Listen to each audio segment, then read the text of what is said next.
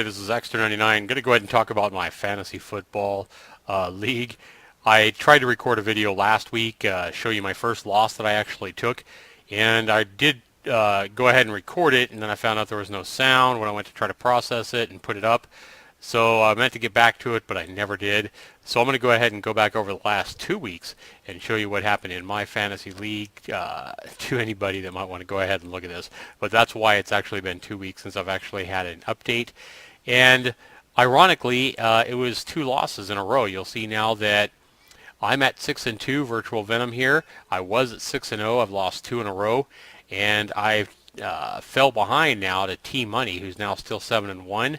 There's another 6-2 team, a HIMS Heavy Hitters, and a 5-3 team, and besides that, everybody else it looks like is below 500.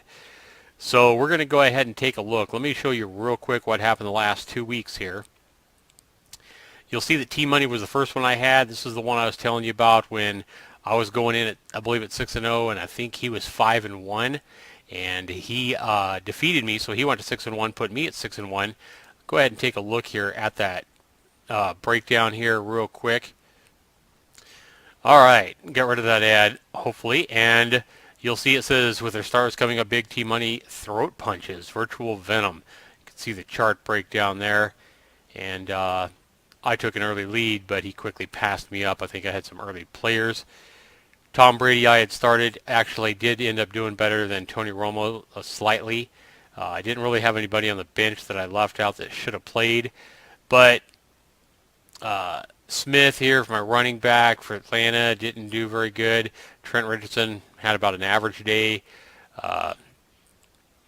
Holmes didn't produce for the Raiders like I was hoping that he might. Julio Jones had a low day. Larry Donnell for the tight end for the Giants had a low day. Golden Tate had a huge day, 21.4 points for him. And average by Gutowski and a low day for my Lions defense. And you'll see over here, Russell Wilson, when they played the Rams, he came back in the second half, had a monstrous half. DeMarco Murray, he's a stud for the Cowboys. I love the stats. He's obviously having a monster week every single week, it looks like. Bell for Pittsburgh had a monster day. Larry Fitzgerald didn't have a very good day for him. But look at all these guys with just huge days. Russell Wilson with a monster day. Bell, Watkins, just huge days, and Murray, of course. And then he had Marshawn Lynch, 7.0. Antonio Gates with a pretty good day for him. Dan Bailey for the Cowboys, the kicker, had a pretty good day as well. The 49ers defense didn't do very well. But still, he slaughtered me. He beat me by, what, 50 points there or something? 40 points. Yeah, he beat me pretty good. So if we go back here, and we look at week 8, what happened there, then it was me going in at 6-1 against Den Bronk, who was at the time 4-3, I think it was. So we'll take a look and see what happened there. You see I got defeated by about 14, 15 points here. It was really close up until that Monday night game, it looks like, and he rallied late to beat me. He got his 3rd win in a row and handed me my 2nd loss. And if you look at the breakdown, I kept Tom Brady in. He had a monster day when he went up against Chicago last weekend. Holmes had a good day, so that was nice. That's Andre Holmes, by the way. Smith, again, had a really low day. McCoy had less than he was expected at 9.7. Didn't have another bad week for Julio Jones. Zach Ertz, not that good. Golden Tate, again, for the 2nd week in a row, had a monster week. And Gutowski had a very good kicking day as well. The Lions, again, didn't have a lot of points there. But, well, I had a couple of monster days there from Golden Tate and Tom Brady. I just had too many opponents that did well for him. With Aaron Rodgers putting up big points. Let's see, who else?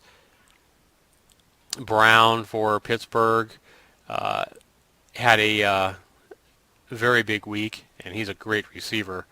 And then Bennett, Martellus Bennett for Chicago, the tight end, had a very, very good week for a tight end production there.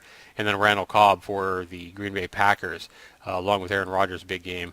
He was Aaron Rodgers' biggest target with 126 yards and 1 TD. So I just had too much going against me and ended up losing that by about 12 points. So one of the big reasons I think I've lost the past 2 weeks though is, you know, AJ Green has been hurt the last 2 weeks, so that's one reason that I've had, a couple of losses, I believe. And then, I just losing Green has hurt me, and then I just don't have the stars. I'm not getting the kind of production that I was early in the year with some of my players. And there's really not guys that I can pick up, that are available that could actually produce any better than some of these guys. I've got some pretty big names on here, but it's just it's been tough lately the last couple of weeks. So we're going to see if I can get back in, make sure I don't, start off 6-0 and wind up like 6-6 here and completely miss this final fantasy football playoff or anything like that. So let's go ahead and go back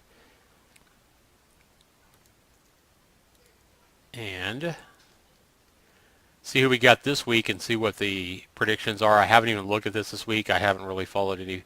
I got a 3-5 team in the RA. I'm 6-2. Looks like I'm showing a expected win, but again, you can't really count on that. He's expected to only get what? I think this is. Wait a minute. No, it's showing him with an expected win. It's showing me with only 50-something points. Yeah, 57 points for me, and he's showing him with 96 points. Let's take a look and see what's going on, though. All right. All right. Well, yeah, look at all these guys I have with buys that I need to get in here and replace. So let's go ahead and take a look here and see who I got. Tony Romo, with him being hurt, I certainly don't think I'm going to put him in.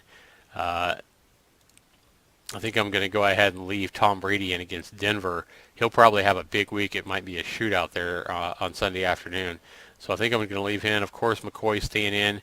Smith, I don't even know that I'm going to keep him on my roster, to be honest with you. He's just not getting any kind of production or not getting enough carries. But I will go ahead and put Trent Richardson in, I guess. I guess he's supposed to play, right? He does have a hamstring, does not appear on the Colts Thursday night injury report. So he's listed active, projected 0.7. Well, he's definitely got to go in because I need to replace Smith. I also need to replace Golden Tate, who's on a bye. The Lions defense, so I'm going to have to pick up a defense. I don't even have a second defense that I'm going to have to replace. And Julio Jones is on a bye. Don't know if Green can play this week. Practice again Thursday. 10-year prediction encouraging, although it seems like he'll be officially listed by the team in advance, which fortunately is a 1-point kickoff.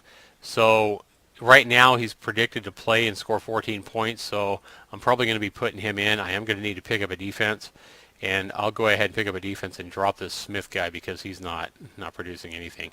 So let's go ahead and go to players, see who the biggest or the best defense is here available that we can pick up. Right now it's the Dolphins, and they're going against San Diego. I don't know, that might be tough. I think I'd rather pick up the Colts, to be honest with you. I think I will go ahead and pick up the Colts defense. This week they're going against the Giants, I predict, and we will go ahead and drop Antoine Smith. He's on a bye anyway. So we'll go ahead and put that in there, confirm the ad, and hopefully that goes in immediately so we can swap those guys out. Yep. All right, so let's go ahead and put in the Colts there for the Lions. Put the Lions on the bench. I'm going to keep Steven Gutowski in against Denver. All right. Larry Donnell, I guess I will go ahead and put him back in for Zach Ertz. No, Zach Ertz is not on a bye. Who was I thinking? Oh, I was thinking Golden Tate is on a bye. Well, Terrence West. Let's go ahead and put Trent Richardson up here. Okay. AJ Green can replace Julio Jones, who's on his bye. And then Golden Tate. I can put in a running back there, but I don't know that Terrence West is going to be a good option for that.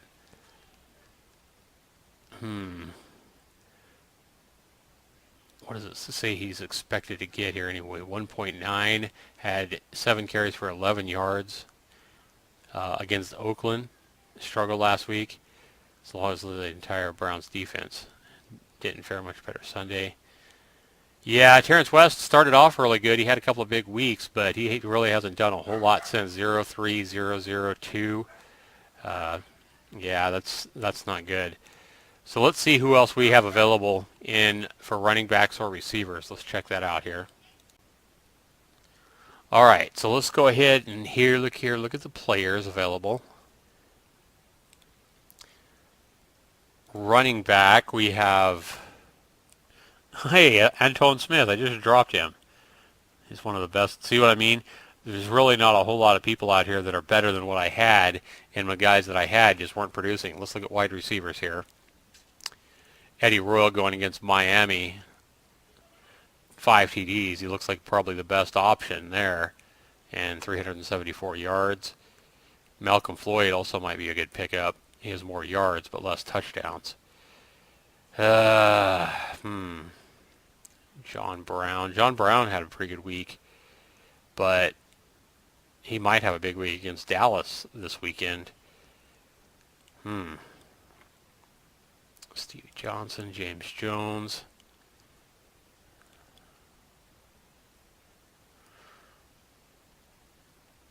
Garcon is also available. It's Miami. You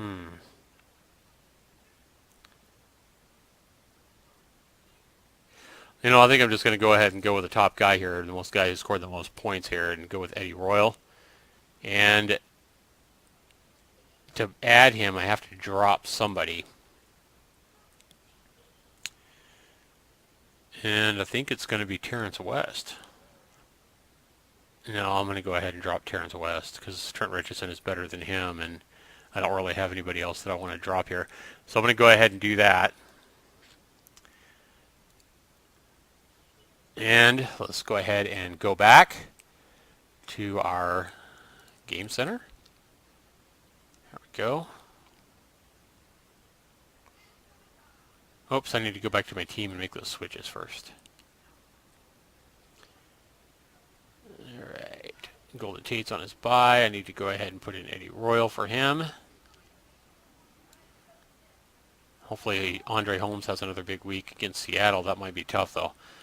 Alright, so we're not getting the production that I was hoping for, a production that I've got out of some of these players there for a while. So kind of hurt me, and with all these guys on buys, this is a tough week as well.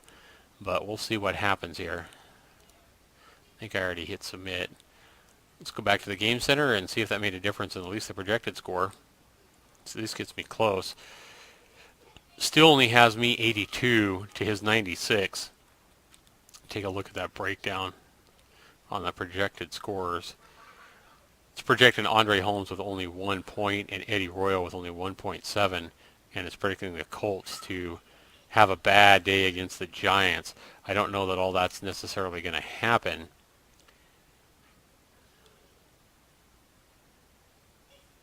And, you know, I just don't know. You just never know, but I'm going up against some pretty good guys here in Phillip Rivers and Miller and Morris. Brandon Cooks for the New Orleans is a big guy. Bengals. But it's going to be interesting. At least it's a little bit closer. At least I got all my 4 buys guys replaced. So we'll see what happens this week. I may take my 3rd loss in a row, at least to the projections. That's what it's showing. I want to go ahead and thank you guys for watching. This has been Zaxter99 with my Fantasy League update. Getting ready for week 9. This has been covered also the last 2 weeks on what's happened. So thanks so much for watching. Be sure you leave the comments below. Be sure you give me a thumbs up. Be sure you subscribe up here in the upper right if you haven't done so already. Thanks a lot, guys. Take care.